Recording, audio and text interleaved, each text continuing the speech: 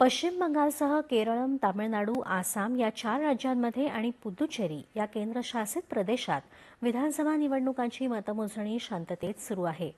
सध्या हाती आलेल्या आकडेवारीनुसार 5ही राज्यातील कल स्पष्ट झाले आहेत. दुपारनंतर अंतिम निकाल हाती येण्याची शक्यता आहे.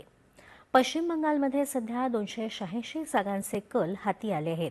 त्यानुसार 189 जागांवर भाजपानं मुसंडी मारली आहे, तर तृणमूल काँग्रेस 97 जागांवर आघाडीवर आहे. अशाच प्रकारचे कल कायम राहिले तर पश्चिम बंगालमध्ये पहिल्यांदाच भाजपाचं सत्ता स्थापनेचं स्वप्न पूर्ण होणार आहे. सध्याची आकडेवारी पाहता तृणमूल काँग्रेसच्या 15 वर्षांच्या सत्तेला भाजपनं मोठी झेप घेत सुरुंग लावला आहे.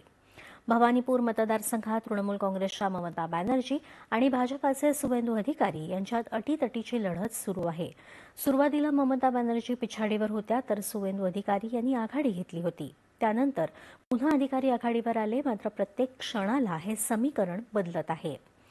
बंगालमध्ये यंदा 2 टप्प्यांमध्ये 92% अधिक मतदानाची नोंद होऊन स्वातंत्र्यानंतर सर्वाधिक मतदानाची नोंद झाली.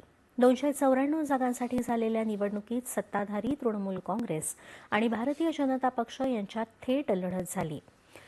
मागील 2021च्या निवडणुकीत ममता बॅनर्जी यांच्या नेतृत्वाखाली तृणमूल काँग्रेसनं 215 जागा जिंकत सत्ता राखली होती.